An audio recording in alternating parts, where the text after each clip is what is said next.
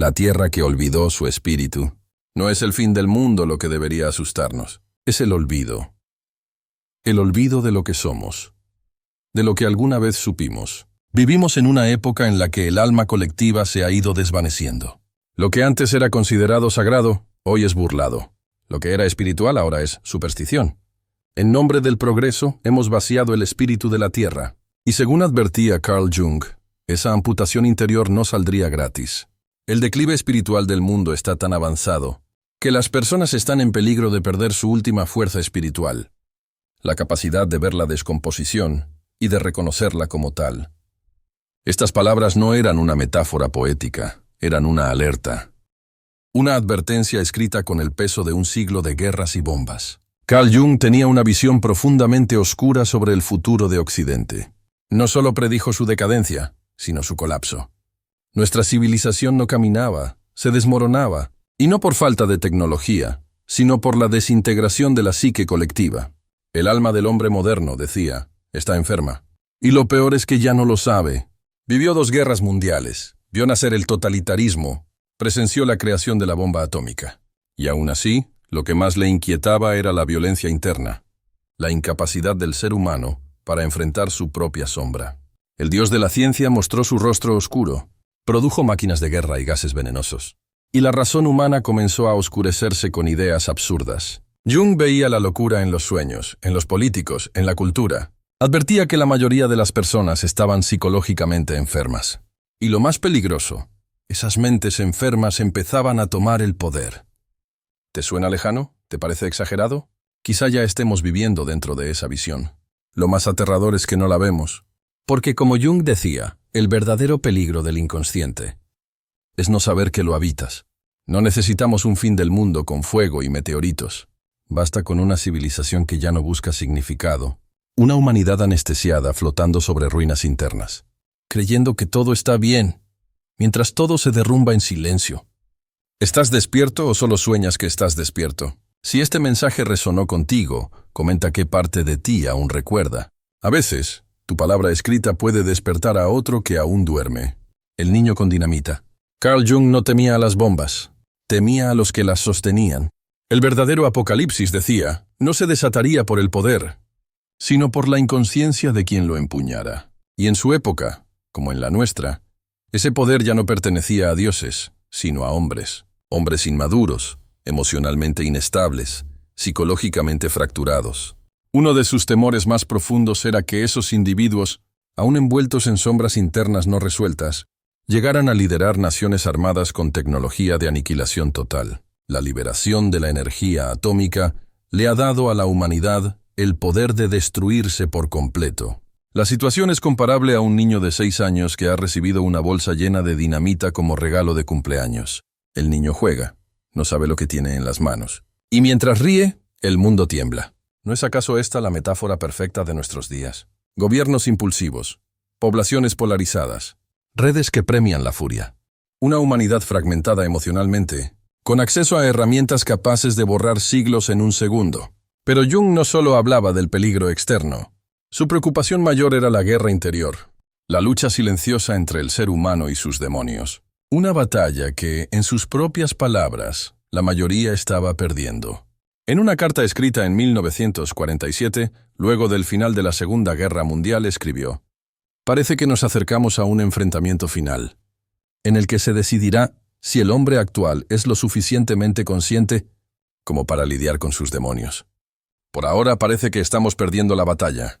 Lo más perturbador, esto lo dijo después de los campos de concentración, después de Hiroshima, después de la peor guerra que la humanidad había conocido. Es decir, si para él todavía no habíamos tocado fondo, ¿qué estaba viendo?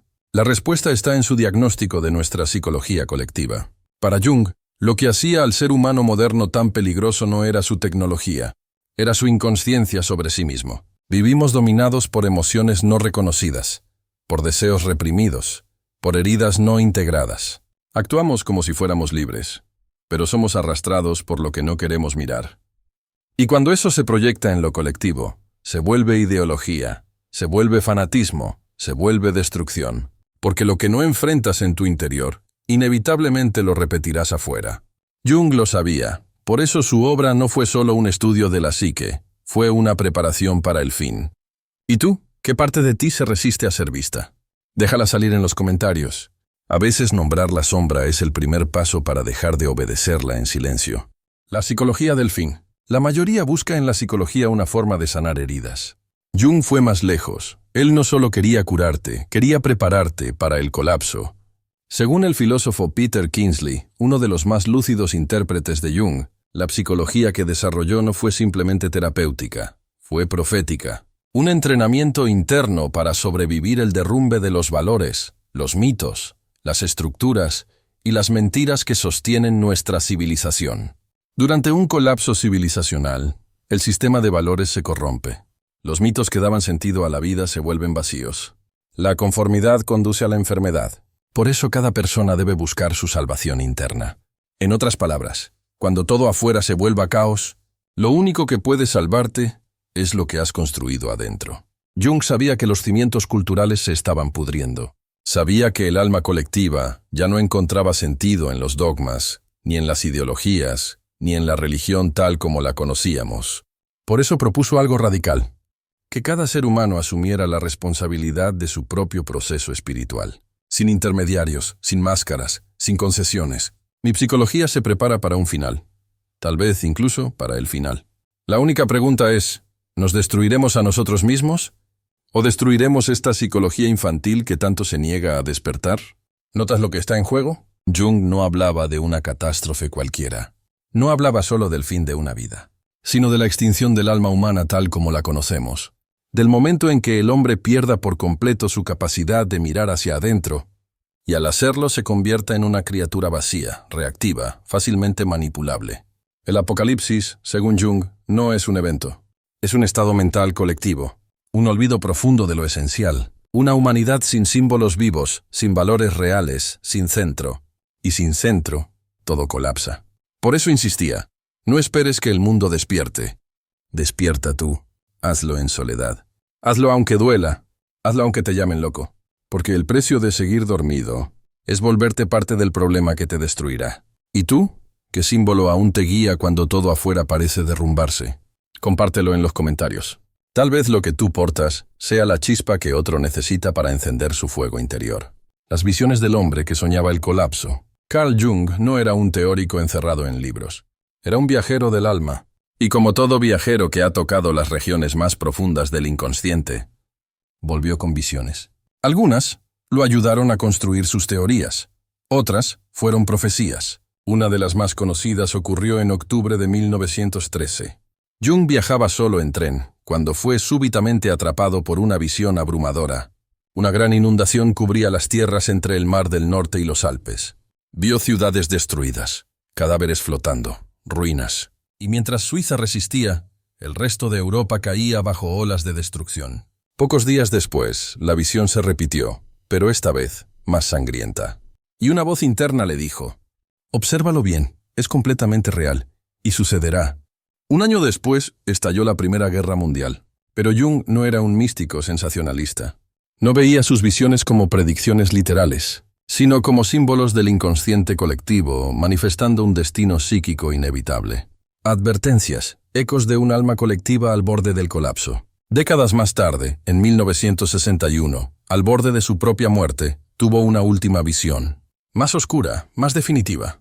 Marie-Louise von Franz, su discípula más cercana, narró años después que Jung intentó compartir esa visión con su familia. Nadie comprendió. Pidió que la llamaran, no lo permitieron. Pero una de sus hijas tomó notas. Luego, se las entregó a von Franz. Hay un dibujo, una línea que sube y baja.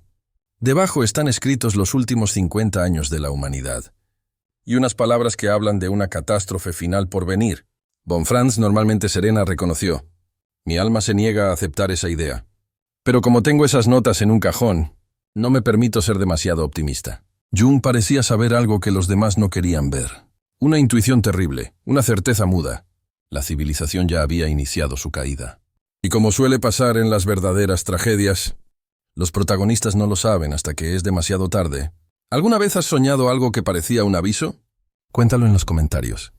Tal vez tu visión también forme parte de un lenguaje mayor que intenta despertar lo que aún puede salvarse.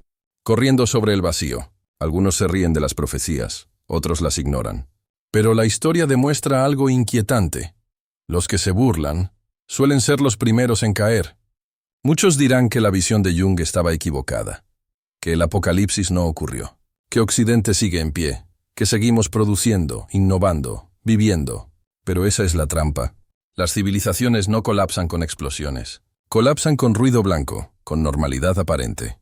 Con gentes que siguen trabajando mientras el alma se apaga. Con gobernantes que repiten palabras vacías, nacidas del miedo o la vanidad. Con multitudes adictas a pantallas, algoritmos, distracciones. Peter Kingsley lo explica con una imagen perfecta. Como esos dibujos animados donde el personaje corre por el aire sin saber que ya no hay suelo debajo. Así seguimos nosotros, corriendo sobre el vacío, sosteniéndonos con el residuo fantasmal de antiguos movimientos, hasta que todo se detenga y caiga. Esa caída, según Jung, no será física, será espiritual. Una humanidad que lo ha perdido todo, excepto su arrogancia. Que ya no cree en nada profundo, pero sigue hablando de progreso. Que niega la oscuridad, mientras se sumerge más en ella. ¿Y qué queda entonces? La fortaleza del espíritu. Aquella que no se construye con dogmas, sino con confrontación. Aquella que no se hereda, sino que se conquista. La que nace cuando decides mirar tu sombra, y no huir. Edith Hamilton lo dijo con claridad. Cuando el mundo es arrastrado por tormentas, y lo malo que sucede, y lo peor que amenaza, es tan urgente que todo lo demás desaparece de la vista. Es entonces cuando más necesitamos conocer las fortalezas del espíritu que los hombres han construido a lo largo de los siglos. Eso es lo que buscaba Jung. Eso es lo que intentamos hacer aquí, en Oscuridad Consciente. Rescatar esas fortalezas, reactivar los símbolos, recordarte que si el mundo se rompe, aún puedes no romperte tú. Pero para eso, debes atreverte, a mirar, a cuestionar, a despertar. Y ahora dime con toda sinceridad, ¿sigues corriendo sobre el vacío? ¿O ya decidiste mirar hacia abajo? Deja tu reflexión en los comentarios. Quizás tus palabras despierten a alguien que aún no ha visto el abismo.